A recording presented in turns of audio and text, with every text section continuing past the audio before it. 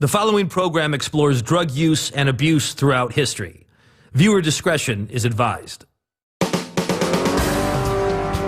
Why do we use drugs? And just how far back does our relationship with drugs go? Tell me, prehistoric man used magic mushrooms? Stone Age doings. Which ancient civilizations took drugs to induce trances? So it's almost like it's a giant Greek rave. And which were hoping to journey to another world? It is real. You're just perceiving in a broader spectrum. Which drugs fueled some empires while poisoning others? And when did the government finally step in and say, enough? Well, you burn all this stuff? We burn it all. So that's a lot of burning weed, man. Were the hard drugs of today always considered hard drugs? And how are we supposed to know which drugs are safe to put in our bodies? Now you're giving me anxiety. You guys have any drugs for anxiety?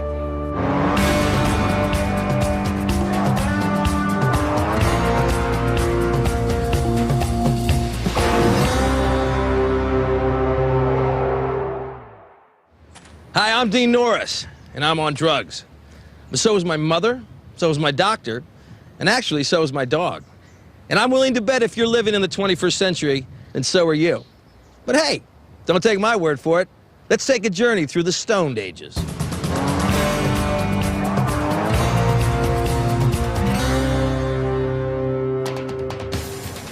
Today we have thousands of drugs at our fingertips. But what about 20,000 years ago? Did early man knowingly use drugs in order to alter their mind or body? How would they have found them? What drugs would they have used? We, as a people, have been using drugs as long as human beings have walked on 2 feet.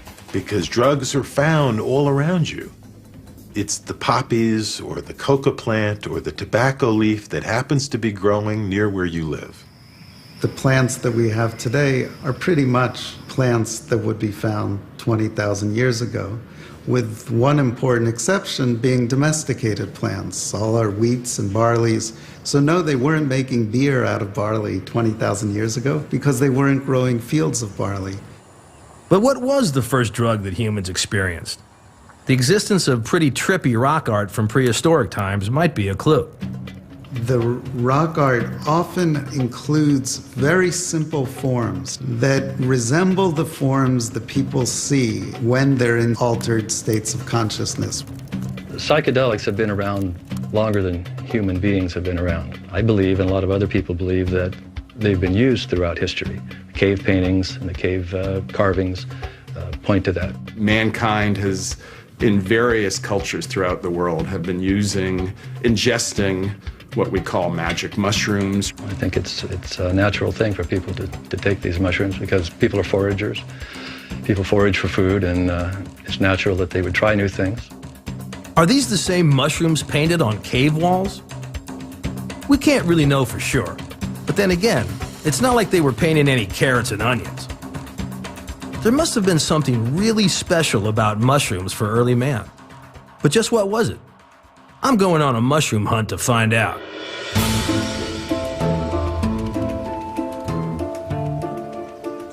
So I understand why people go treasure hunting. Why do people go mushroom hunting?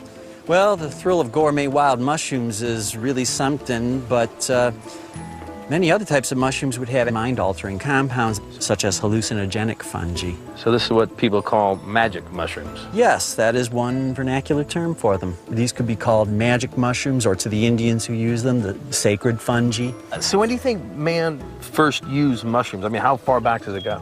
It is likely that there have been encounters, at least in some places in time, all the way back to prehistory. Prehistoric man used magic mushrooms? Stone Age doings.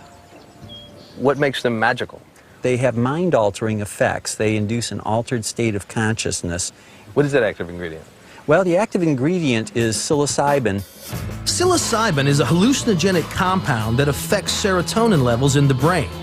It causes nausea, vomiting, muscle weakness, and an inability to distinguish fantasy from reality. So how do you think early man would have discovered these mushrooms? Well, in some ways, trial and error, accidental discovery. On the other hand, something with that type of effect might have been the object of a very deliberate search, keeping an eye out. Somebody stumbled upon it and then they wanted to stumble upon it again. Exactly right. Yeah.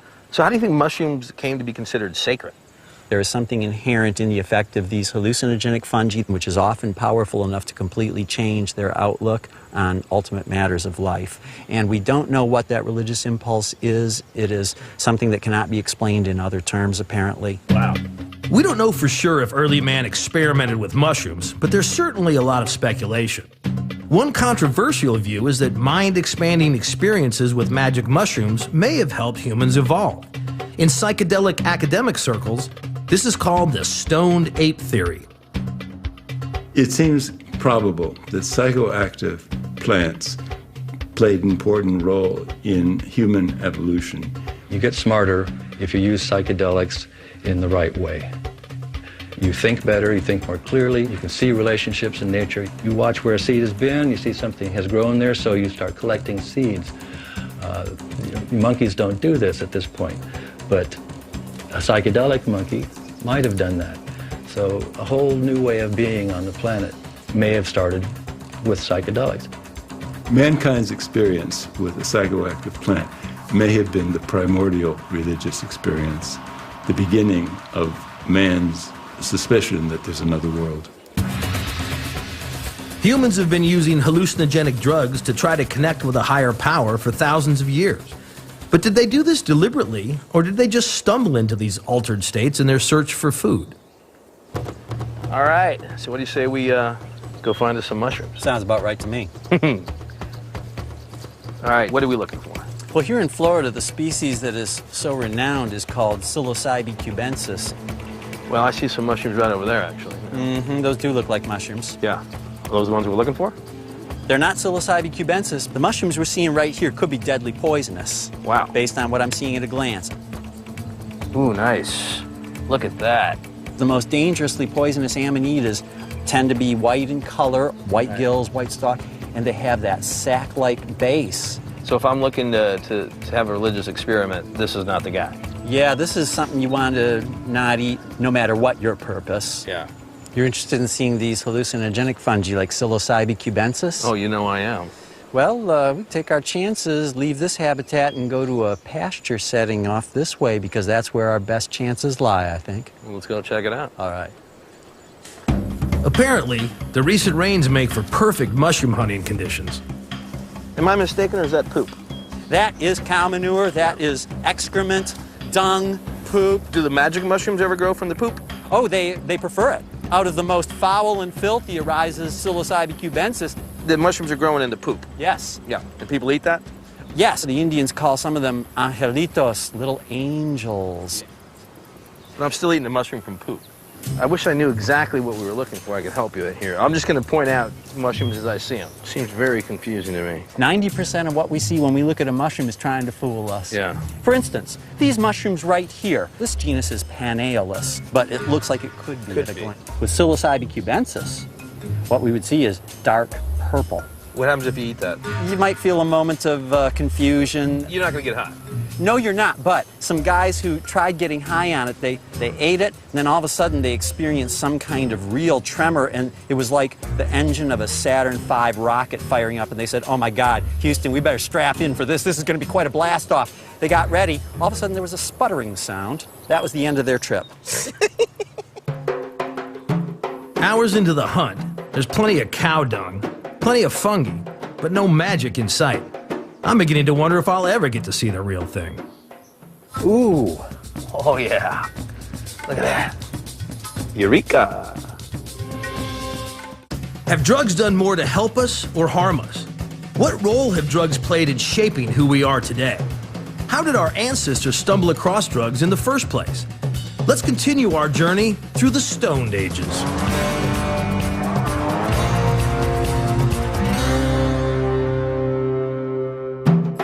Out here in the Florida pastures, it's getting more humid by the minute. And I'm beginning to doubt that early man could have eaten magic mushrooms if they were this hard to find. Do you think the magic mushrooms are a drug or a medicine? Concepts like drug and medicine are partly defined by culture pattern. In our society, medicine is inherently understood as good. In native society, you will hear concepts such as good medicine and bad medicine, meaning which... See what that one is now. Yeah. Does that look blue to you? It sure does. It looks blue to me, too. We're looking for psilocybin cubensis. That's not what this is, but that could be Copelandia, in my opinion. Ooh. Oh, yeah. Look at that. This particular form, if that is a good blue color on the cap, and it looks like it, contains psilocybin, is as strongly hallucinogenic as psilocybin cubensis, but this could be what we call Copelandia. Eureka. So you like holding the magic mushroom in your hand? In my opinion, more likely than not, yes. So this is the part where I arrest you for possession. I'm just kidding. You're looking at drugs and you're asking, is there evidence that our human ancestors used drugs to induce altered states of consciousness? Can we prove that or disprove that? And unfortunately, the answer is we can't, because we don't have the plant remains. So there's no remaining organic evidence for drug use in early hunter-gatherer cultures. Their rock art may be trippy, but that doesn't really prove much. I hope the civilizations that followed left me more clues.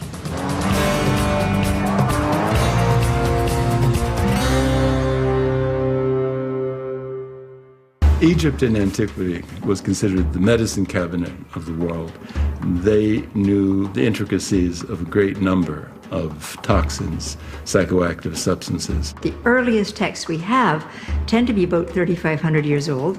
One of them is called the Ebers Papyrus, and it consists of knowledge that doctors have been picking up for 1,000 years. Written around 1550 BC, the Ebers Papyrus is one of the oldest medical documents in the world. It mentions dozens of familiar substances used as makeshift remedies. Garlic to shrink hemorrhoids, dill to soothe flatulence, and honey for respiratory problems. It also lists a surprising home remedy used to quiet babies: opium. Hey, whatever works. Opium has been a wonderful pain reliever, and it's been a boon to mankind. This container is called a bilbil, and you find things like this all over Egypt. If you look at the shape, put it upside down, it looks just like a poppy capsule. And these straight lines all over it, that's the kind of scraping you would do to get the opium out of a poppy capsule. Aside from discovering magical medicines, Egyptians also used substances in magical ceremonies. Among these substances were frankincense and myrrh. Most people recognize frankincense and myrrh because they were the gifts given to Jesus at his birth. And when breathed in a closed environment, they'd be quite powerful.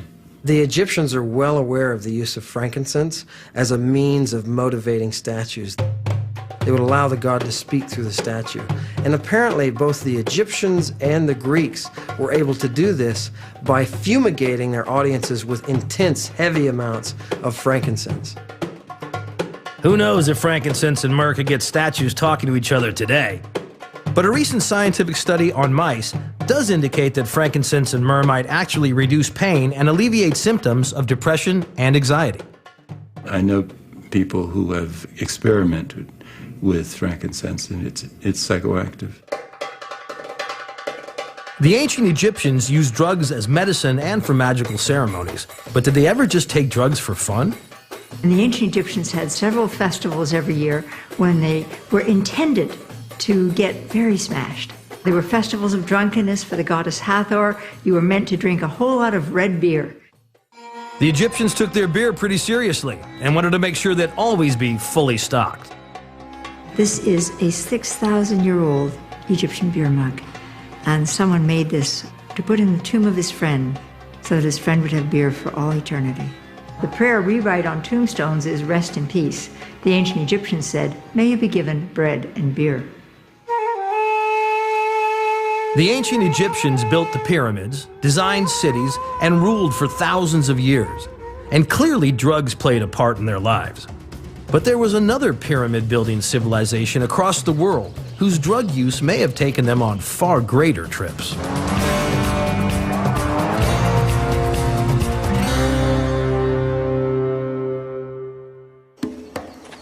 I've heard the ancient Maya were into all sorts of crazy drugs. Let's try to find out if it's true. Wow, so this is Copan. This is Copan, one of the great cities of the ancient Maya, and they built these monumental temples all over what's today Guatemala, Belize, western El Salvador and Honduras and southern Mexico. So there's a very advanced society. Extremely advanced society. Lush plant life, all those fierce-looking statues. Come on, this place has promise. And then this is Temple 11. Look at this. What is this? The idea was to get closer to the heavens where the deities dwell, where the gods dwell. Should we get closer ourselves? Well, let's do it. Well, they're an advanced society. Do they have an elevator? Or no elevators, but they probably would have been carried up. Nice. So the Maya built their pyramids to get closer to the gods. Were they using drugs for the same purpose? We're almost there. To find out, we have to get high ourselves. I'm, of course, talking about the altitude. The pre-Columbian cultures of the Western Hemisphere had a rich variety of natural psychotropic substances to use, and they did use in worship and ritual throughout South America and Central America. If these indigenous cultures knew they were surrounded by psychoactive plants, I'm guessing Copan was no exception. It's really the one great Maya city that's up in the mountains. It's like a mountain kingdom. Some people will talk about it as though it's the Maya Shangri-La. Yeah, it's kind of hard to imagine what it would have been like to live here. What do we know about the way they felt about drugs? Well, they were agriculturalists. Yeah. So they had a really fine understanding of the plant world. Yeah. And it's pretty solid evidence that they ingested psychoactive plants. Psychoactive plants. Yeah. They obviously must have known they had narcotic effects. You know, through experimentation and trial and error over centuries and centuries, people really understood what a plant or a mushroom could do. Yeah. The Maya left us clues to the drugs they may have used in their mushroom art. But if they did use psychedelics, what sort of experiences were they looking for? And why? The idea is to commune with the deities, commune with the gods. So if you could commune with them and gain counsel and advice from them, that's pretty powerful. And this would go along with different types of bloodletting and sacrifice and things like this as well. Bloodletting? Bloodletting. Okay, so let's say you're king. Okay. King of the Maya Copan. It's good to be king. It's good to be king. Yes. It's good to be king. What would you do? Well, you take out your genitals and using a very prestigious object, a stingray spine, traded all the way from the oceans, you would pierce your genitals, take it easy, and then you would let the blood flow onto bark paper inside a ceramic bowl, and then you'd light that on fire, and then the smoke with your blood would be offered up as an offering. Wow, maybe it's not so good to be king. I can see how that would lead to an altered state. Wouldn't there be an easier way, like just taking some mushrooms or something?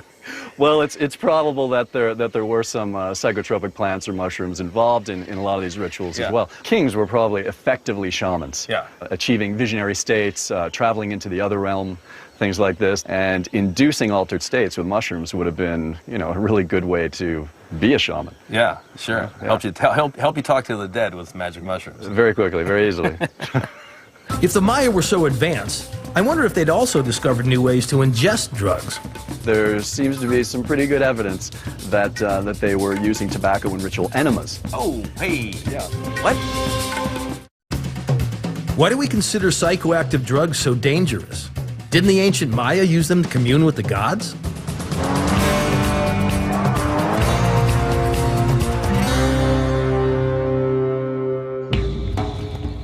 Supposedly, these people even buried their dead with narcotic plants. Alan's taking me down into Copan's subterranean tomb so I can see for myself. Today in archaeology, we use a lot of hard science, and one of the most important hard science techniques is to actually look for evidence of botanical specimens, to actually understand what kinds of plants were used in the rituals, you know, for burial, for example. Some archaeologists are looking for this for evidence of psychoactive and highly visionary plants. Yeah, this is good because this shows the offering niches where there would have been offerings, including offerings of plants. Gotcha. So we could tell that these plants were important because they were buried with them. Exactly, exactly. Tell me about some other plants with narcotic properties that the Maya may have used. Tobacco would have been a prominent plant. And they smoked tobacco? Of course, you could smoke it, but there seems to be some pretty good evidence that, that they were using tobacco in ritual enemas. Oh, hey. Yeah. What? I mean, this is right. I mean, if you consider that the bowel is really blood-rich, yes, you can deliver a chemical compound really fast and really effectively through an enema. This was a serious ritual business. It sounds serious. A tobacco enema probably would have delivered the equivalent of, say, 20 or 30 or 40 of our cigarettes. And this would have induced a dramatic visionary altered state of consciousness. Oh, I think a bunch of tobacco stuck up my butt in an enema would deliver a visionary state. Woo. The Maya had some pretty creative ways to induce altered states, but none of them really sound very pleasant. Clearly, if you're taking tobacco enemas and if you're piercing your genitals, this wasn't a recreational thing. No, this wasn't a recreational thing. I mean, this was highly structured, highly ordered ritual practices. So for the Maya, these plants helped you commune with God. In fact, they were gods. You actually take the divine God into your body and commune with it. If the Maya believed they were taking their gods into their bodies when they ingested drugs, did other indigenous cultures feel the same way? I mean, you have to imagine all these cultures developed in the jungle. In the Americas, there's probably 10 times as many psychoactive plants as we find in other parts of the world. Wow. Seems like it.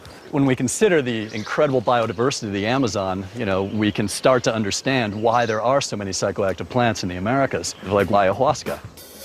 Ayahuasca is a hallucinogenic plant brew that developed over thousands of years of experimentation by South American tribes seeking spiritual enlightenment.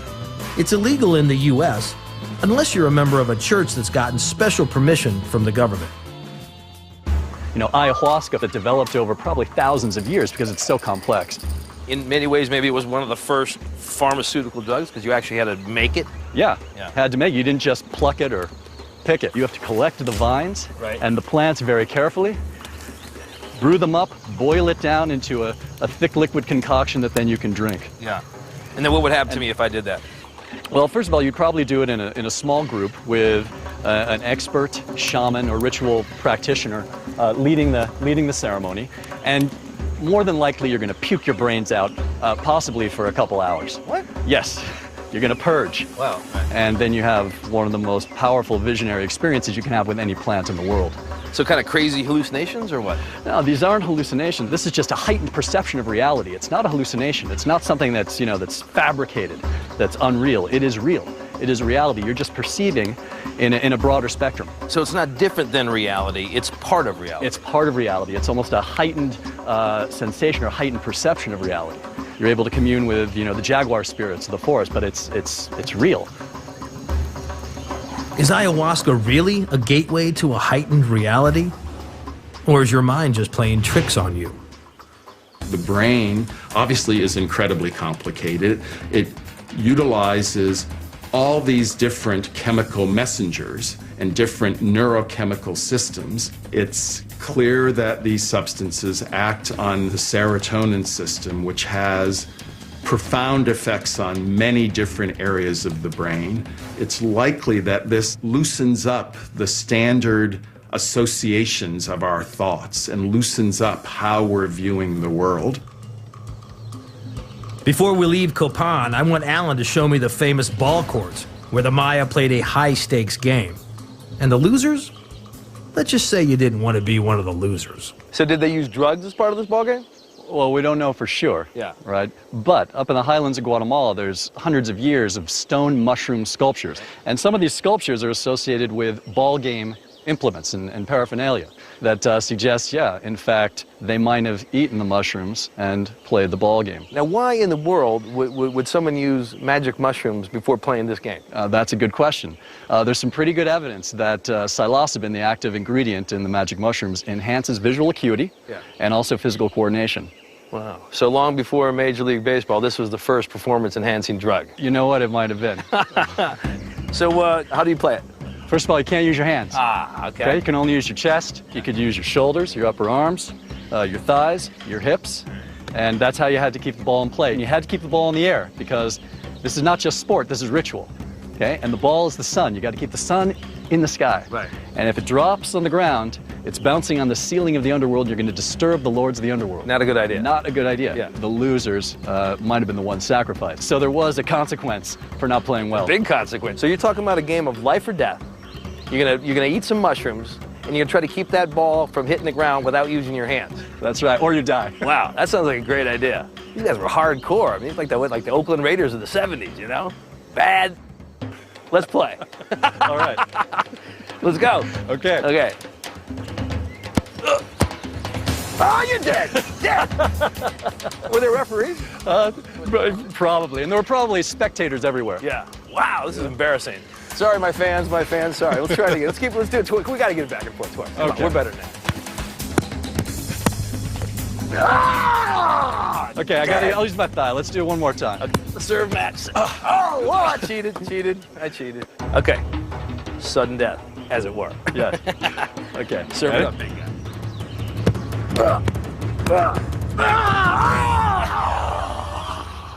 Looks like it's time to go sacrifice. Come on, let's go. To the Maya and other indigenous cultures around them, drugs were a gateway to the spirit realm. These days, we put psychedelic drugs in the most highly restricted drug classification. But for the indigenous cultures in the Americas, hallucinogenic drugs like mushrooms and ayahuasca have always been sacred tools to help us connect. What about the ancient society that gave us democracy? Did they feel the same way?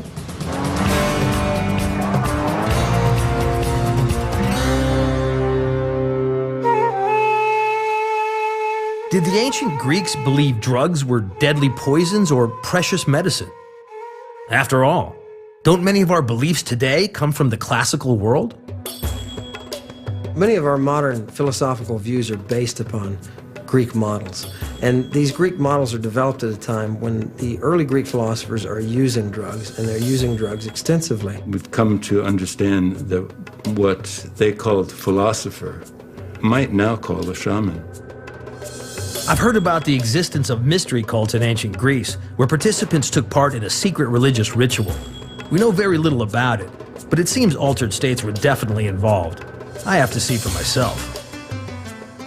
This is the sanctuary of the goddesses Demeter and Persephone, and people came here from Athens every year to be initiated into the Eleusinian mysteries. You had an out-of-body experience in which you journeyed together to the other world and came back again. If the initiates journeyed to another world, what exactly took them there? Well, there have been two theories. Some people have said magic mushrooms, others have said ergot. Right, so I've heard of magic mushrooms. What is ergot? Just how high have we been throughout history? And what drugs were the ancient Greeks using? Let's find out by continuing our journey through the Stone Ages.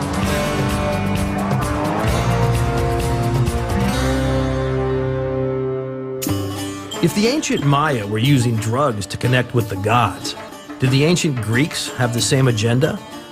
What were they hoping to discover through the secret ritual of the Eleusinian mysteries? And what exactly fueled that discovery? The Eleusinian mystery was a major religious experience in classical antiquity. It lasted for 2,000 years. This is a telesterion. This is where it all happened.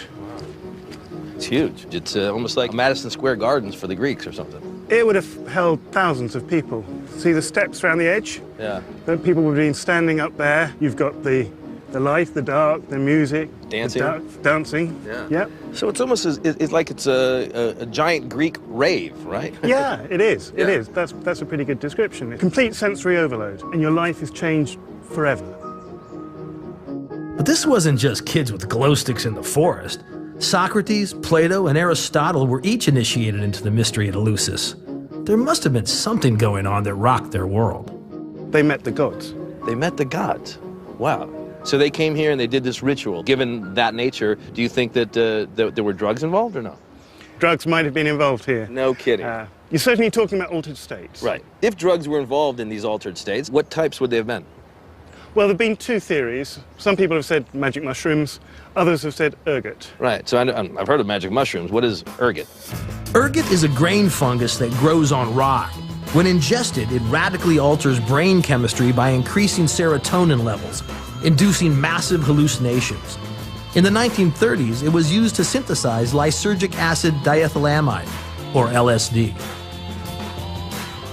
We do know that there was a drink that the initiates drank called kikaon, which is made of barley and pennyroyal, which is kind of mint. And they would drink that. So if it was barley and there had been fungus on there, it possibly could have been ergot. That's the theory. Looks like the ergot would have given them the ability to envision the goddess because it has psychotropic effects in the body. The main problem with this is that no one's been able to extract from ergot a drug that's hallucinogenic that doesn't kill you and paralyze you first. Wow. Ergot can be very dangerous, yes, definitely. And that's why the Athenians probably didn't want this formula getting out to the public. The substance was interesting enough so that it was misused for recreational purposes, and this was a capital offense. So the participants may have been taking a drug so secret that revealing it would get them killed. Some historians believe that same drug inspired the classical masterpieces we still read in universities today. Anybody who's anyone in antiquity who's a philosopher ultimately is initiated in the Eleusinian mysteries. And these psychotropic experiences, they enabled them to come up with the inspired thoughts that they came up with. So when did this all end? Around about AD 400, this place was sacked by the Goths. Goths? You mean like kids with black eyeliner and skinny black pants? These ones wore armor. They're a little more formidable. A little more, yes, yes. The Eleusinian mysteries ended when the Roman Empire converted to Christianity, and the sanctuary is in ruins because the Christians desecrated it. I wonder if the Greeks used drugs for any other purposes. Drugs were used to a wide extent in the Greek world. Even in the Greek assembly, they're equivalent of a congress. Yep, there's the Parthenon. This is where the world's first democracy was born. Amazing, right here? Right here, where we're standing. And the meetings would start with purification ritual, with the burning of incense, botanical substances. The assembly members were subjected to a fumigation of psychotropic botanicals in order to induce what they called a jovial spirit, so that they could then discuss politics. What was incense back then? We know they burnt frankincense and myrrh, plant resins, maybe plant leaves. Perhaps cannabis? It's not impossible. Yeah. The Greeks knew about cannabis. Well, I'm going to give you a little hint, okay? Where there's incense, there's cannabis. Fumigation is very much like hotboxing. So with hotboxing, you can sit in a car with your buddies and smoke marijuana, and you get the effects of the marijuana continuously. Imagine filling the car with so much smoke that you were gasping. So it's the equivalent of taking our Congress and forcing them to inhale psychotropic drugs before they actually met to discuss legislation. It seems like an elevated state was an important part of both religious ceremonies, political ceremonies. It was an important part of Greek life. Well, that's true. Yeah. Intoxication was something that they thought important. There's a Greek word, pharmakon, which they used to mean medicine or poison. It's where we get the modern word pharmacology from. The Greek physician Hippocrates, considered the father of modern medicine, recognized there might be a scientific reason that drugs affect our bodies in certain ways. The Greeks said any substance that you could put in your body that would affect a change could be potentially both bad or good. Snake venom is one of the most commonly used drugs in antiquity. The modern medical symbol, which we inherited from the ancient Greeks, is two snakes wrapped around a staff. This may be an indication they realized that, like snake venom, many drugs possess the power to heal and to harm. So it seems like in the Greek society there wasn't this moral stigma against drug use. No, absolutely not. It wasn't really a moral issue at all. They didn't think of it in those terms. They appreciated pleasure, and that was a central part of their understanding of how you should live the good life. So for the Greeks, drugs were all about pleasure? They were. About pleasure on the right occasions, in the right contexts. Much like the Greek system in college today. I'll believe you. From religious rituals to political offerings to medical study, the Greeks had a sophisticated relationship with drugs. They understood that drug use could be dangerous. But using drugs was not yet a question of right and wrong.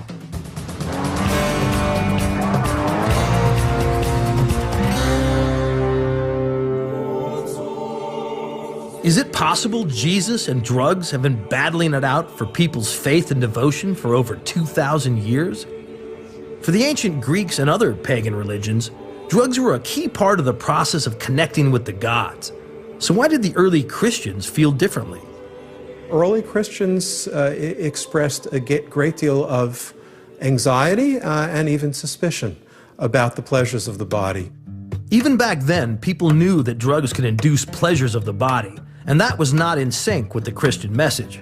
Faith in Christ is the only road to salvation. So faith in drugs became a problem. By the 4th century, with the rise of Christian emperors, the first anti-drug laws are introduced to society. And these anti-drug laws focus upon the use of drugs by these competing mystery religions. So if people are taking psychedelics and having the experience of union with God, what did they need the church for? The early Christians wanted people to see that faith in Christ was the only way to induce an authentic religious experience. And some historians believe the early Christians fought an actual war against drugs. The Christians become gangs of roving law enforcement agents. And these monks end up tearing down temples and murdering people. Did Christianity feel threatened by drugs? Does faith in a substance somehow conflict with faith in Jesus?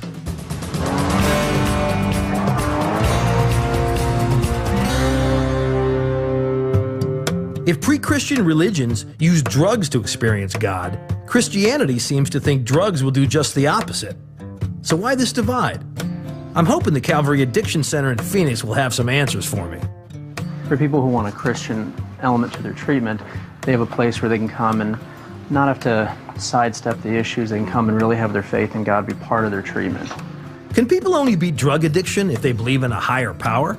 In a recent study, alcoholics in faith-based rehab programs were 30% more likely to remain sober than those in secular rehab. Americans of faith also live longer, are generally wealthier, and are more likely to recover from life-threatening surgery. A little faith goes a long way, and I guess rehab is no exception. What made Christians decide to oppose drugs in the first place? Did they see drugs as a competitor from the beginning? Some historians believe the early Christians fought an actual war against drugs. The Christians were very antagonistic to any competitors with their growing religion, and so they persecuted them. They destroyed their sanctuaries, desecrated their sculptures. By the 4th century, groups of monks who were bursting into estates where it's known that the local inhabitants are using drugs in religious ceremonies, and these monks end up tearing down temples and murdering people. The attack on the use of drugs by non-Christians was the central plank in the political platform that the bishops were using to gain power and legitimacy. At Calvary, the people aren't fighting a war on drugs. They're fighting addiction. And their biggest weapon is faith. But why can't drugs and faith coexist? There's no communication with God through the means of a substance. The only way the Bible speaks to get reconciled to God and have communication with Him, Jesus says, I am the way and the truth and the life. No man comes to the Father but by me. What about, like, for instance, Native American tribes who actually use drugs to, at least in their terms, find God? A lot of times what people have done in history is they've even used mind-altering substances, which the Bible would refer to as, in some translations, witchcraft, some translations, sorcery. Here's the Christian perspective. Yeah. This is it in a nutshell. Right. You don't have so much of a drug and alcohol problem as you do a worship problem. We switch God for an idol. And here's the thing, Dean. With the idol, sometimes alcohol or drugs, is what you're saying. And Dean, when I pass by a liquor aisle in a store, what do I see? A sanctuary with idols. Alcohol is the result of grain and yeast interacting with sugars in a process called fermentation. It's the most popular drug in the world, and today about 140 million people suffer from alcohol-related disorders. So are there any biblical figures who speak about drug abuse specifically? One of the best you can go to would be the Apostle Paul, who dedicated his whole life to Christ, wrote much of the New Testament. He says, now the deeds of the flesh are evident, here's some, he says, which are immorality, impurity, sensuality, sorcery, idolatry. False gods never satisfy real spiritual needs. You can chase that all you want. You will always come back broken, shattered, and crawling. So from a Christian perspective, drugs were always false gods that distracted people from the real God they're supposed to be worshiping. But what compelled the first Christians to decide using substances was somehow anti-Christian? What's wrong with allowing the body a little pleasure every now and then? After all, Jesus drank wine. It wouldn't be inappropriate to use the term puritanical in association with some of the early Christian views. This sense of self-denial was an important part of at least an idealized early Christian spirituality. And one thing you see emerging from this period is, for the first time in history, a view of drugs as an immoral activity. All morality aside, drugs pale in comparison to what Christians believe is the ultimate high. At some level, you can feel that ecstasy feeling, or the feeling you try to get when you take drugs in church or in Christ. Absolutely, no question, and it's real, Dean. It's for real. So Christianity has stood firmly opposed to drugs since the beginning. But Judaism has a different take. While there is some anxiety expressed in rabbinic texts, there was a celebration of the possibility of physical pleasure, whether it be sex or intoxication, in moderation. Everything in its proper place in moderation, but all an important part of the way we live this life in this body, in this world. Other religions are a little less open-minded to drug use. Mormons believe the body is sacred, which means no alcohol, tobacco, illicit drugs, or even caffeine. Yes, that means no coffee. Scientologists think drugs impede the mind's ability to heal itself and can cause serious mental anguish.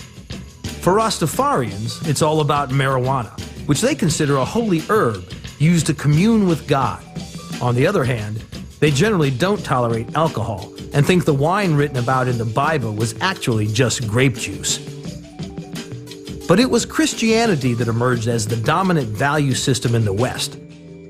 This could be where our view towards drugs came from. After the 4th and 5th centuries, drugs take on this moral stigma, and they're bad. Drugs become something bad. But if Christianity was so powerful, why didn't drug use stop altogether under the church? Well, it seemed when people realized the incredible value of local drugs in a global economy, morality took a back seat. Sometimes, no matter how religious people are, money talks louder.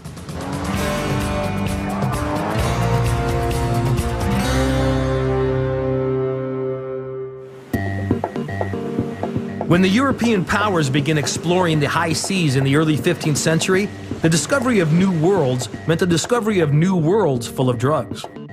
The drugs began as local products. The reason for that is simply that most drugs come from plants, and plants were not evenly spread around the world. It's largely as a result of the growth of global oceanic trade that you have this confluence of the world's drug products in the early modern world. I know Asia, Africa, and the Americas had native plants and weeds that Europeans had never dreamed of. But just what drugs did their explorers bring back from their exotic travels across the oceans? So this is Captain Robert Knox of the East India Company, and there's a really fascinating story behind this painting. Knox ended up getting shipwrecked on Sri Lanka and spent 19 years in Sri Lanka because the local king there wanted to keep him as part of his zoo menagerie. What? He was in a zoo exhibit? Yeah, he was sort of the token Englishman. Knox eventually ended up back in London and goes to the Royal Society to present to the king the stuff that he's brought back. And one of the things that he brings back is cannabis. Cannabis? So, yeah, very much. Literally kneeling and saying, your lord, cannabis. We think this is the first time that cannabis is brought back to Britain, because after Knox comes back and presents his samples, you get all sorts of experiments and discussions about this new substance and what it might do for us. So what other drugs made it back to England from all this world exploration? Well, Knox, as we've heard, is bringing back stuff from Asia. But of course, in the New World, from the Americas, it's tobacco that's the big drug. Europeans, when they discovered tobacco, also discovered a new means for consuming a drug, that is smoking. And that would become very important not only for tobacco, but for the consumption of other drugs later on. So the fastest way to get the highest concentration of drug into your brain is either by injecting it into a vein or smoking it. Prior to the early 17th century, smoking as a means of administering drugs, at least in Europe, was uncommon. People discovered all these new drugs. They entered world commerce. People discovered new ways of administering these drugs. And that's letting the psychoactive genie out of the bottle. Once drugs hit the global markets, global marketing would follow. So before there was Coke or Pepsi, the first global brand was patent opium. Yeah, you knew if you bought patent opium, you were getting good stuff. Yeah. Which drugs traveled the high seas and spread across the globe? Let's continue our journey through the Stone Ages at the place where time begins.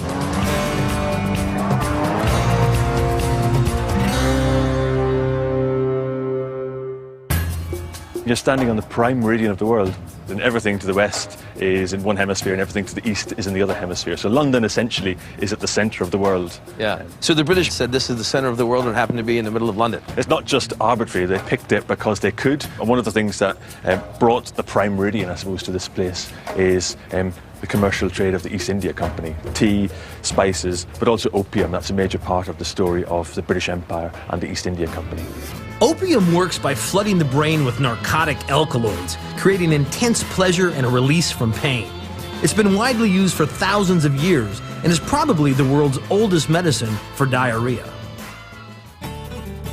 One of the major sort of ways the East India Company paid for the tea trade was by shipping opium to China. Wow. It's patent opium that they started developing and encouraging and trying to sell into China, and they sort of see this as a sort of the first worldwide global brand. So before there was Coke or Pepsi, the first global brand was patent opium. Yeah, you knew if you bought patent opium, you were getting good stuff. Yeah. Smoke patent opium, right.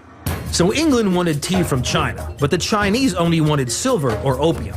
And England, of course, had no opium. That's where India comes in. Like all smart businesses, England outsourced their opium manufacturing to India, then sold the opium to China for tea. And the strategy worked, at least for a while. The Chinese certainly weren't happy about it. The Chinese emperor, who was the most powerful individual in the world at the time, decided, well, I've had enough, I'm going to stamp out this drug trade, I'm going to stop the opium trade. He eventually destroys a huge amount of British opium that's about to be sold into China. It's really the spark that started the first Anglo-Chinese war. And the Times, a London newspaper, called it the Opium War. So it's kind of interesting that the Chinese started their war with the Brits by destroying a bunch of opium, and the Americans started our war with the Brits by destroying a bunch of tea at the Boston Tea Party. Yeah, well, that's the problem of being a commercial empire, I suppose. Yeah. When the first Opium War broke out in 1839, the British were importing about 6 million pounds of opium a year. And as a result of the first Opium War, the Chinese were forced to partially legalize the trade, and then as a result of a second conflict, they ultimately had to completely legalize the trade. By the year 1879, the British were importing something like 15 million pounds a year. So did opium ever get back to England? In the later 19th century, early 20th century, it starts to become a bigger problem. In the last half of the 19th century, people, especially reformers, are starting to wake up to the fact that the world has a drug problem. Even though the money was still very good, these were indeed very lucrative enterprises, what about the drunkards? What about the asylums? What about the opium addicts? What about the public costs of accidents? What about the hospital admissions? People and governments who manufactured drugs were making big money as drug use spread across the globe. Soon enough, drugs started to affect the way people thought about the world. Just ask the artist. I'm willing to bet they were getting high off this global supply. But to find out for sure, I'm taking a trip to the home of an all-time great, William Shakespeare. Where did the bard's inspiration come from? So we're here at Stratford-upon-Avon, Shakespeare's birthplace, right? Is there any evidence that Shakespeare himself used drugs? Well, it's really hard to say. There have been archaeological digs that have found pipes with trace elements of cannabis and cocaine from properties that he owned. So I'd say that's a yes. But not quite, because these pipes date from roughly the same century as when Shakespeare was alive. Whether or not he actually owned them, whether or not anyone he even knew owned them is hard to say. So then which plays of Shakespeare speak to his attitude towards drugs? A lot of people would say that his trippiest play is probably A Midsummer Night's Dream. And actually, the Royal Shakespeare Company, which is based here in Stratford, is doing that play. So you might want to go check it out. I think I will. Midsummer Night's Dream, it seems like it's one of Shakespeare's most trippy plays, would you say? This feels like it's just, the first Shakespeare play that kind of, shows you a drug being used and, shows you the effects. Yeah. And you think Shakespeare may or may not have used drugs when he was writing? He came from Stratford and would have had a working knowledge of sort of herbs and plants, uppers and downers around here. So it's, I think I would say definitely. You only have to look at Sonnet 76. Yeah. The kind of... It's my favorite sonnet. Yeah, exactly. The noted weed. Yeah. Compounds strange. Yeah. Don't be telling me those are like, ways of writing. And also, we talk about Shakespeare's lost years. I mean, what was he doing there? The list of drug-using artists is long and distinguished. We all know Vincent van Gogh had a taste for absinthe, but so did Oscar Wilde, Edgar Allan Poe, and Pablo Picasso. Of course, Picasso also enjoyed his opium, as did Charles Dickens and Mary Shelley. Allen Ginsberg wrote Howl on peyote, a habit he shared with Jim Morrison and Hunter S. Thompson. Ray Charles and James Taylor were heroin addicts, and Johnny Cash walked the line between barbiturates and amphetamines. Adolf Hitler was no artist, but it's worth noting that daily methamphetamine shots in the butt and cocaine eye drops helped him get through the day. And marijuana? Do we even need a list? After somebody has smoked a joint, your brain is making connections it doesn't normally make. And that's sort of the definition of creativity, is associating one event, one fact, one experience, one emotion with one that you hadn't done before. Of course, many of our most beloved artists have succumbed to drug abuse. Heroin is responsible for the deaths of Janis Joplin and Sid Vicious, while heroin mixed with cocaine, known as a speedball, killed John Belushi, Nick Drake, and River Phoenix. Cocaine took the lives of Ike Turner and John Entwistle of The Who, while cocaine combined with morphine ultimately doomed Chris Farley. Morphine alone got the best of comedian Lenny Bruce, and for Heath Ledger, it was a legal form of heroin, oxycodone, along with about half a dozen other narcotics. Do I need to say more? Without drugs, we could have had these artistic creators and experiences, but not without the experience that often drugs create. It's often a trade-off. You can't get the art without the psychosis. Trade-offs were the name of the game in the Age of Empire. Drugs fueled new economies and artistic inspiration the world had never seen. No one realized this explosion in drug availability would create real social problems.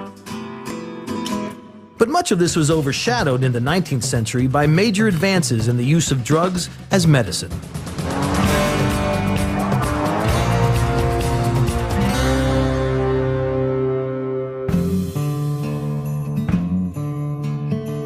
In 1803, German scientist Friedrich Sertiner made a major breakthrough in the history of drugs. For the first time, he isolated the active ingredient in a narcotic plant. That plant was the opium poppy, and the active ingredient was morphine. This changed everything. In 1803, the compound morphine was isolated from the opium plant, and that was like the birth of this science of pharmacology. Morphine is a wonderful drug for acute pain. So if people have a heart attack or break a leg, it's almost instant relief. It was mankind's cleverness that both gave us these very valuable, clinically useful drugs, but also created the addictive liability of those substances. With more potent narcotics coming out of labs each passing decade, would we ever stop and wonder what these drugs might do to us? This is drops for babies, and it contains alcohol and opium. Do the most dangerous drugs start out as medicines? And was morphine a revolutionary pain reliever? Or was it poised to ensnare a new generation of addicts?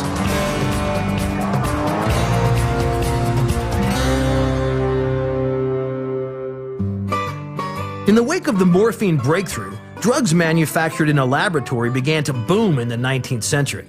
Some pretty strange drugs started hitting the market, and it became open season for your friendly neighborhood druggist. Hey, how you doing? I'm Dean. Hey, Dr. Jeremy Green. Nice to meet you. Nice to meet you. So what is this place?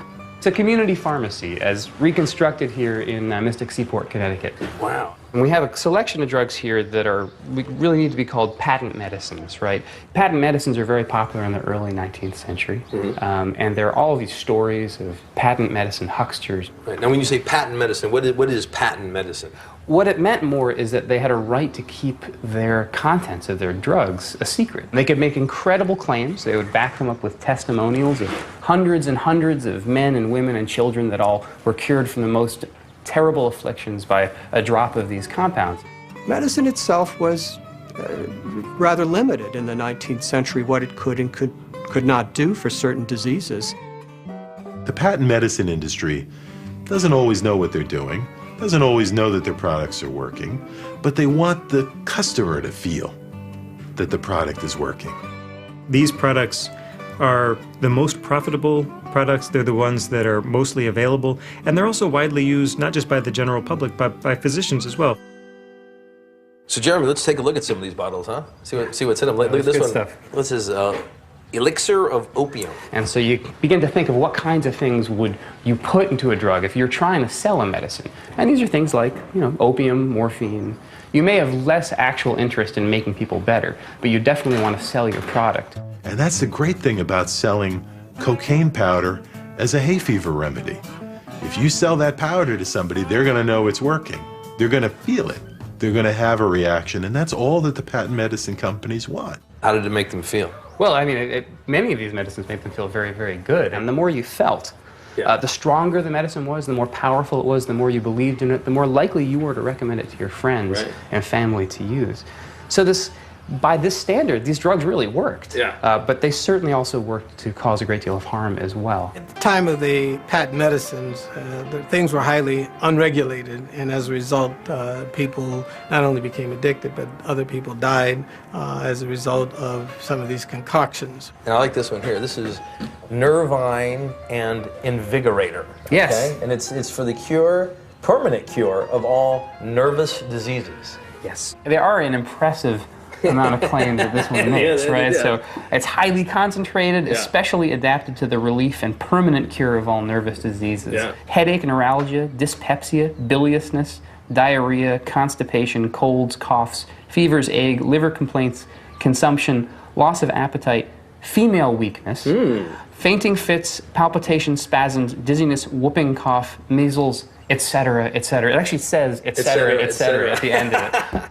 You could definitely say the patent medicine industry is a wild west of medicine. Sometimes even literally, they would chock something full of morphine and advertise it as a morphine addiction cure. And they littered the landscape with advertisements. Carter Products, they would paint boulders on the side of the road, a precursor to billboards. They really did create a kind of a carnival atmosphere.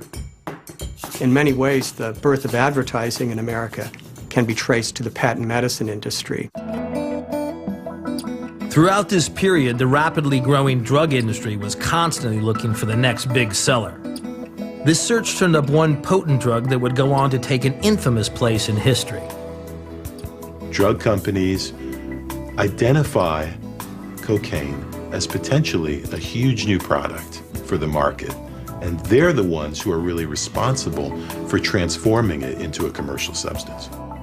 Doctors quickly jumped on the cocaine bandwagon. They began using it as an anesthetic in throat and eye surgery and endorsing the popular cure-alls and miracle elixirs that were widely available at the time. There's wonderful stories from the 1880s about doctors who have a patient who's depressed or a woman who hasn't spoken in months and who's given cocaine and begins talking. That's revolutionary. With cocaine, the patent medicine marketing machine was in full effect. Manufacturers of cocaine products made every effort to make sure that the customer knew that the cocaine was in the product. That was the whole point. And of course, cocaine was the key ingredient in a popular new tonic. As the slogan goes, Coke is it. In Atlanta in the 1890s, if you wanted to order a Coca-Cola at the drugstore, for example, you might ask them to give me a dope. Cocaine had arrived in a big way, and people were discovering all sorts of new uses for it. You begin to see in the 1880s and 1890s in America employers all over America deciding that what they ought to do is to make sure that employees have access to cocaine. By the late 19th century, powerful drugs were everywhere in society, and no one was insulated from their effects. I mean, look at this one. This is drops for babies, and it contains alcohol and opium. And it cures, right? It's a remedy for the relief of wind, cramp, and colic. A lot of what we now have is regulatory structures to prevent kind of casual selling of narcotics. Comes out of the fact that kids were being given this kind of stuff to sleep. Although I gotta say, I'd like a remedy for my kids' wind, if you know what I'm saying. Yes. Drug makers were pushing all these drugs out to the public with very little knowledge of their long-term effects. So of course people used drugs. There was no one telling them not to. They didn't do any longitudinal studies to determine, whoops, yeah, it works well in the first month, but after that, it just kept bringing customers back. Y'all come on back, if you will, and they would. In 1898, the Bayer Pharmaceutical Company introduced heroin as a cough suppressant and a safe, non-addictive substitute for morphine. But like cocaine and morphine, heroin can take hold of a person's body and never let go. As you use these drugs, your body becomes dependent physiologically. That is, your breathing center and your brain is adapting to its presence. So if you suddenly stopped the drug, you notice it and it's unpleasant. Well into the 19th century, dependence on drugs was seen as a human weakness of will. It wasn't until the 1880s when addiction began to be attributed to the drug and not just the user. If you look at most cases of people who became opiate addicts, they do not start out of dissipation. These are not women who are visiting opium dens or something like that. These are women who are going to their physicians. As drugs became a bigger social problem, people wanted to point a finger. The racism of the day came out as different drugs became associated with different races. Outside observers see that black people are using cocaine. And the same thing that made it attractive to employers, that it could potentially make them stronger, more powerful, increase their endurance and their capacity, it could also be frightening to people. It's a lot like what happens around alcohol at the same time. You see these temperance unions getting set up, being worried that a thing, a substance, something like morphine, something like opium, is such a toxic agent in society that it needs to be restricted for the good of all of society. As we entered the 20th century, our attitude towards drug use began to shift. We began to see drugs for what they were, a problem that had to be dealt with.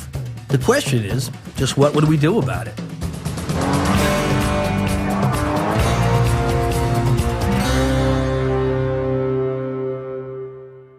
By 1900, we begin to think about a new way of responding to drugs by using law.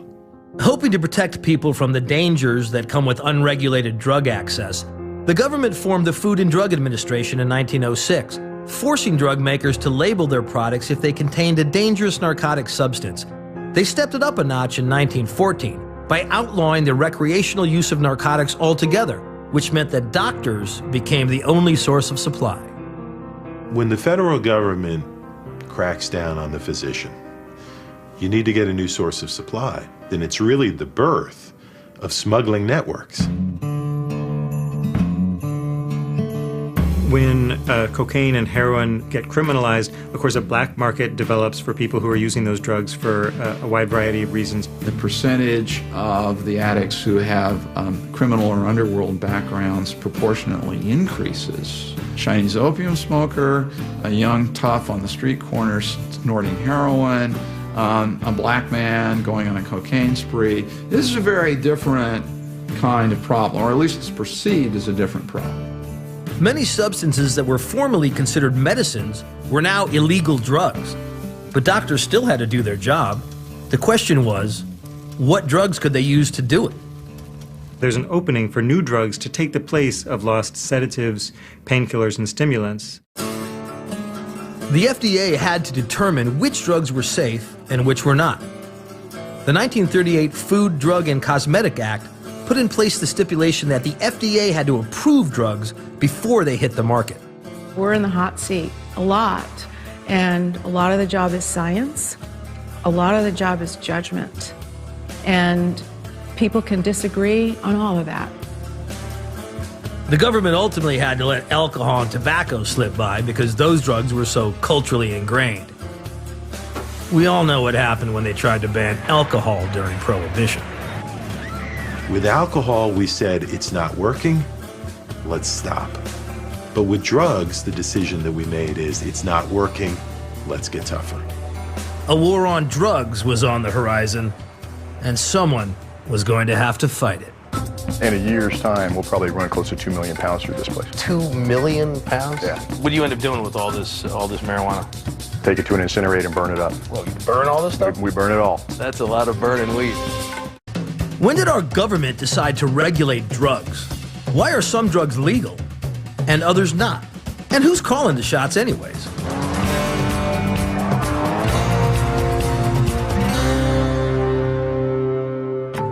Even as FDA regulation got tougher in the next few decades, one surprising drug that's now totally illegal was merely classified as experimental. In 1938, a Swiss scientist working for a large pharmaceutical company created a drug that would prove to be the strongest, most concentrated mind-altering substance the world had ever seen. Lysergic acid 25, LSD. I would say LSD is potentially the greatest transforming experience, or it can be the most catastrophic, nightmarish experience that will make life intolerable, where suicide is the only option. LSD floods the brain with a hallucinogenic compound, causing massive shifts in consciousness. It's so potent that 2 gallons would be enough to take the entire U.S. population on an acid trip. It had been used in therapy before. When I was in medical school, one of my classmates was receiving LSD as part of his therapy in 1959. LSD was successfully used in controlled environments throughout the 40s and 50s to treat people with schizophrenia and alcoholism. Drugs usually start their careers as medicines, and they don't generally become controversial in the larger society until they escape the realm of medicine and enter the realm of the street, when people begin using them for recreational purposes. The seeds of our modern relationship with drugs had been planted. By the mid-20th century, we had a booming pharmaceutical industry, a government body to regulate it, and a black market thriving off the drugs deemed too dangerous for the legal system. We also had a new drug that would revolutionize the way people think. Now all we needed was a revolution.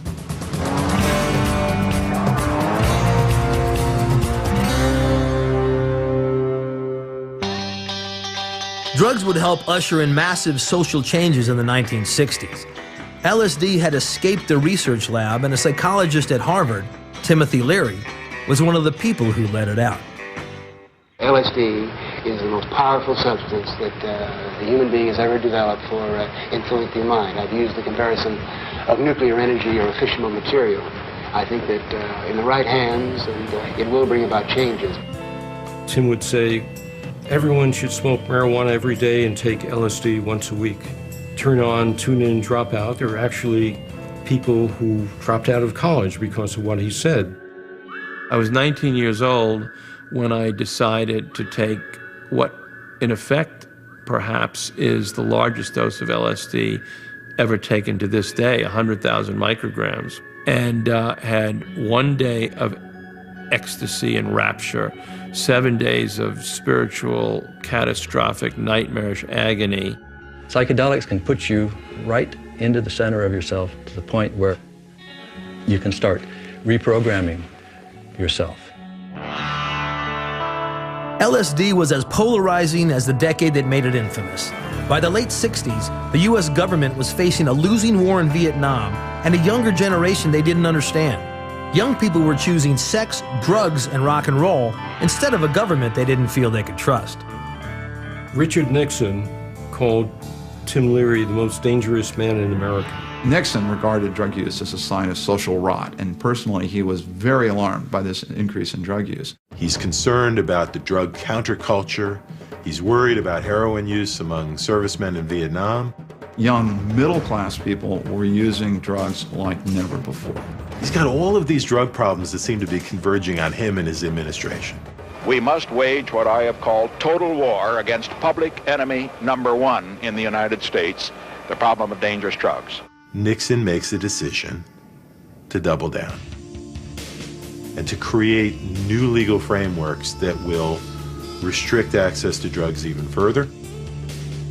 In 1970, a series of new drug laws were enacted, and under the direction of Richard Nixon, the Drug Enforcement Agency was formed to step up the effort to get illegal drugs off the streets.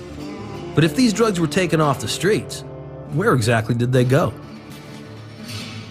So this place is amazing. What is this place? We're at a secure holding facility in the southwest part of the United States that is used by the DEA to store large quantities of illicit drugs before they're destroyed. In this case, mostly marijuana. What would you say, how many pounds are in here right now? Right now, we've probably got a couple 100,000. Couple 100,000 pounds. And then in a year's time, we'll probably run close to 2 million pounds through this place. 2 million pounds? Yeah. Now, I'm not a mathematician. Can you tell me what that equals wholesale? That's a lot of weed. What do you end up doing with all this marijuana? This stuff here, what we'll do is we'll take a sample of it, we'll document it because a lot of it will be used in evidence in court later on. Right. And then we have a pretty consistent burning operation here. We'll take it to an incinerator and burn it up. Well, you burn all this stuff? We burn it all. So that's a lot of burning weed, man. So as we all know, drugs were a big part of the 60s. You think the DEA was created in some part in response to that? I think certainly. I think that the issue that was going on at that time, it was a significant drug culture, and I think that the government at that time wanted to consolidate resources to try to do something about that problem. What is, let's say, the mission statement of the DEA? Essentially, the DEA's primary mission is to enforce the Controlled Substances Act. That's the federal drug laws of the United States government. With the Controlled Substances Act of 1970, you have a series of schedules which run from 1 through 5, and the Schedule 1 drugs are the ones that are absolutely prohibited. When we think that a drug has a high potential for abuse, we then notify the Drug Enforcement Agency that will assign it a schedule. The FDA rates dangerous drugs in 5 schedules. Schedule 1 drugs are the most addictive and have the least medicinal value. Schedule 2 drugs are a bit less addictive with more medicinal value, and so on down the line until you get to Schedule 5. Makes perfect sense. But marijuana, including medicinal marijuana, is a Schedule 1 drug, while drugs like cocaine, PCP, OxyContin, and morphine are Schedule 2. Alcohol and tobacco don't even crack the list. Marijuana is in Schedule 1 now. Has nothing to do with medicine or science. It has only to do with the politics and the budget of the DEA. In the 70s, we did a lot of inner city work, street level work on What was the drug at that the time? drug at that point. A lot of LSD, a lot of heroin, a lot of marijuana. Okay. In the 80s, we moved into the crack cocaine epidemic in the late 80s. A lot of violence associated with that. We had to form task forces to combat that violence. And in the 1980s, the drug laws again got tougher, with prison sentences for drug offenders getting longer. Under Reagan rule, the drug war was in full force. Say yes to your life. And when it comes to drugs and alcohol, just say no.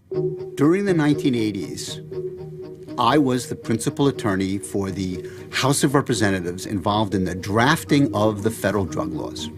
I was deeply disturbed by what happened. I was aware that the laws that we were passing were utterly ineffective, that were enriching the cartels that we thought we were fighting. Overdoses were increasing, the prisons were growing, and I saw all this.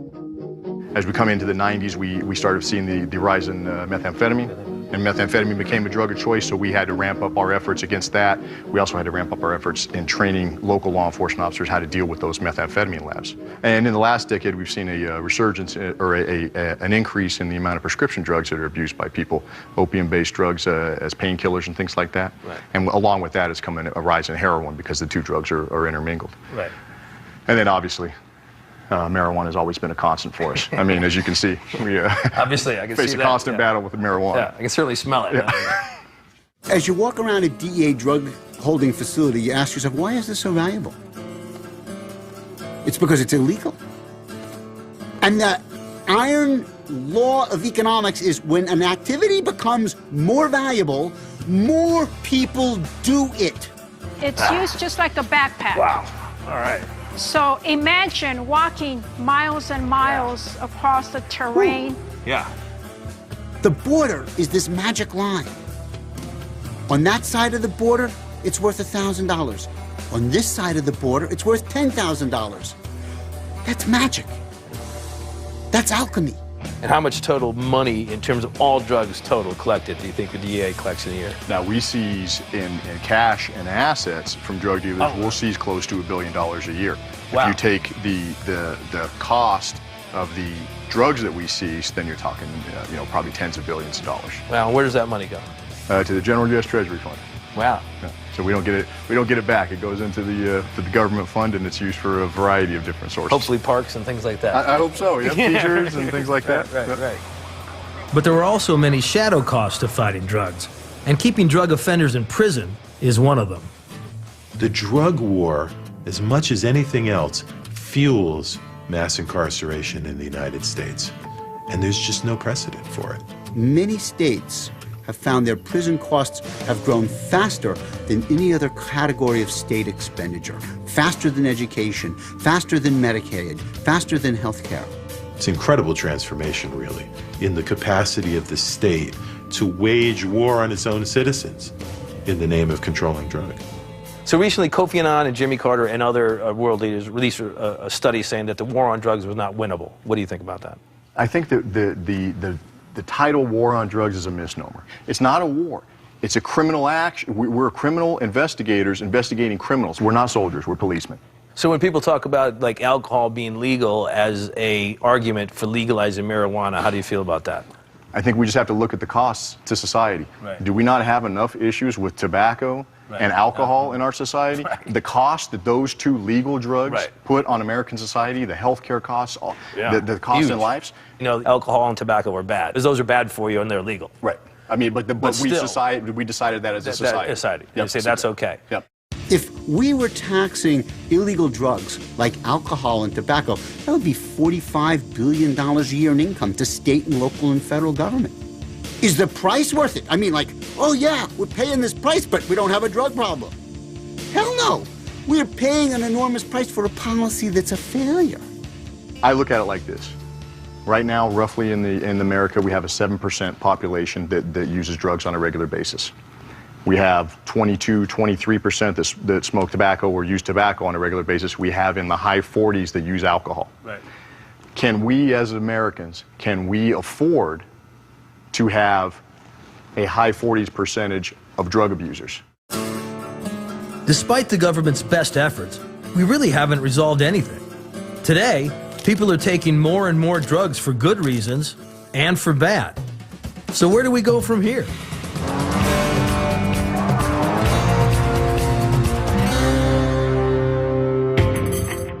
These days, you name it, we got it. So how can we decide what drugs to put in our bodies? You know, you don't know everything about the drug when it's first put on the market. So. We don't know everything about the drug. Wow. Still learning. You're giving me anxiety. You guys have any drugs for anxiety? Humans have a long history of using drugs for all sorts of different reasons. And there's all kinds of substances that humans have used as drugs. But the situation has never been as complicated as it is now. Today, people are choosing drugs more than ever before. Sometimes as medicines to cure sickness, and other times as a dangerous habit that does harm not only to users, but also to the community around them. So I'm teaming up with a 30-year veteran of the Chicago Narcotics Police to see how illegal drugs are affecting life on the streets. We'll take a ride out south here first. It's always had a consistency for sales on a street level in there too. What's the big drugs here in the urban, in a place like Chicago? Heroin and crack cocaine. Crack cocaine. Crack is a cheaper derivative of powdered cocaine, named from the sound made when it's smoked. When taken in high doses, users may experience delusional parasitosis, the feeling that parasites are crawling under their skin. I would have to say that's a crew right there. That's a crew right there, yeah. Every other block or some of the blocks are all controlled by different gangs and stuff like that. I think we're looking right down here. There's a guy with a red hat down here that looks like he's selling. Well, he just took it off, but he looks like he's selling. But if you watch, the two guys right here are looking out. There'll be signals to each other. At some point, we assume they're going to spot our car. It ain't a game to them. When we're out here even doing this, we're impeding on their business. Right. There's undercover officers that get beat up. Just because you're a policeman doesn't mean they have any respect from you. You're exempt from anything. The U.S. has 4% of the world's population, but consumes 65% of the world's supply of hard drugs. The most popular illegal drug in the U.S. is marijuana, followed by cocaine and then hallucinogens, including ecstasy. It's estimated that 50% of all crimes in the U.S. are drug-related. The cost of illicit drugs to our society is astounding. The substance abuse paradigm, it's over $200 billion. You can attempt to quantify it. While illegal drugs in the U.S. cost society $200 billion a year, the pharmaceutical industry spends $70 billion a year to develop new drugs. Here in Chicago, just a few blocks away from the booming inner-city drug trade, the pharmaceutical industry is gathered for the annual meeting of the Drug Information Association, the DIA. The DIA exists to spread neutral information about drugs. All I wanted to know is how we let our relationship with drugs get so complicated. It is mind-boggling. You think about a typical drug takes 10 years. Whoa. It costs $1 billion. Whoa. 10 years and $1 billion for one drug? Yeah, you look at something like a Lipitor or something, right? Yeah. The development process on that, to bring it from first time in humans to approval by the FDA, 10 years long, and it costs you $1 billion. I have an idea for a drug. Yeah? Yeah, it actually, you take it and it goes to the gym and runs 5 miles for you. Jogathin. It's called Jogathin. But are all the drugs on the legal market actually safe? Companies must have a pretty clear idea what a drug does before they start selling it, right? Dean, we're a drug safety consulting firm for the pharmaceutical industry, so we help companies evaluating the side effects of drugs. You don't know everything about the drug when it's first put on the market. We don't know everything about the drug. Wow. Still learning. Now you're giving me anxiety. You guys have any drugs for anxiety? You got a pill for that, I'll take it. They're coming. Think my head looks like that? With all these new pharmaceuticals available today, it's physicians who continue to be the gatekeepers of these drugs. Hi, I'm Dean Norris. Can I 5:15? Just please sign in here, and Dr. Isaacs will be with you shortly. Great. Thank you. So this year at my annual checkup, I have a few more questions for Dr. Isaacs. Dean, hi. Hey, doctor. Come inside. Good to see you. Come this way. And since I'm over 40, Dr. Isaacs will have a few more fingers for my annual prostate exam. Appetite is good? Unfortunately, yeah. And you sleep through the night? Usually. Big Good Lord. Wow, it's impressive. I've lost a lot of weight. Look at that. 2 notches down. Was that 50 pounds I've lost? With the checkup out of the way, I want to hear Dr. Isaacs' take on the whole drug issue. What would if I were to tell you that I had severe stress levels? What kind of drugs could you prescribe for me to help that? More often than not, I prescribe the benzodiazepines, medicines from the Valium family. What if I were to tell you I was having trouble sleeping? Ambien or Sonata or Lunesta. What if I were to tell you I was extremely anxious? If we're talking about long-term therapy, we'd use the SSRIs, the medicines from the Prozac family. Psychoactive pharmaceuticals are prescribed by doctors for an intended change in focus and behavior, stress level and mood, or for a reduction of pain. They're abused by over 16 million Americans for the very same reasons. If you look at the rates of prescription, the number of prescription drugs sold, it's just been going through the roof since the 1950s. So do you think we're the most medicated we've ever been in history? Well, of course, because with the more medications and more choices than ever been in history. So one technique we've seen pharmaceutical companies use to get to a very big target audience is selling sickness, by which they actually educate the public to perceive experiences that they're having as an illness that can be treated with their drug. So you thought you were just shy, but actually you have an illness called shyness. It's pathological. It's more shy than you ought to be, and we can help you with that. So, doctor, I mean, at the end of the day, we've got the government telling us what we can and can't take. We've got our friends recommending things that we should or shouldn't. We have commercials on TV telling us that we should go to our doctor and ask for this. How do we know, ultimately, what we should put in our body? Only you can be responsible for what goes in your body. So is making decisions about which drugs to use going to get any easier? It seems like in the future we'll just have more options. But will the drugs get any better? We are moving towards an era of customized drugs, which means that anything that a drug is intended to do, it will do more dramatically, more effectively, whether you want them to or not. New research can also find new uses for old drugs. And in some cases, these old drugs might be illegal. There's currently a study at NYU that fits this profile. They're testing a Schedule I drug on terminal cancer patients in an effort to reduce end-of-life anxiety. Using this drug in research requires special permission from the DEA and a host of security measures. Pretty funny, since all our ancestors had to do was go outside and find it. Now, isn't psilocybin, isn't that the active ingredient in what's known as magic mushrooms? That's correct. The potential therapeutic utility of these drugs is very broad within psychiatry, and they potentially represent a paradigm shift within the field. So you're dealing with patients with some pretty serious issues, and you're going to give them hallucinogenic drugs. Can't that go horribly wrong?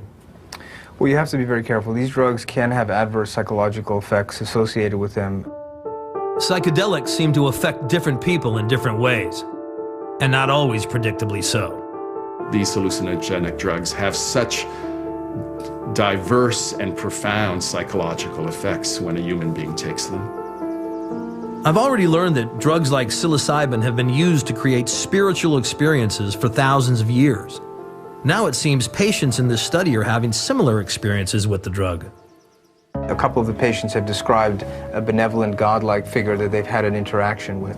It seems really interesting that you're experimenting with a drug and that increases, in essence, spirituality. Is that right? That's right, yeah. Wow, that's interesting. Someday we might maybe market it as a God pill, right? I mean, these are godlike pills, godlike experiences. Yeah. Amazingly, 3/4 of the patients listed their psilocybin experience as the single most or top 5 most significant, meaningful experience of their lives, up there with having a child. Wow. So these are some of the most profound experiences and effects that I have seen.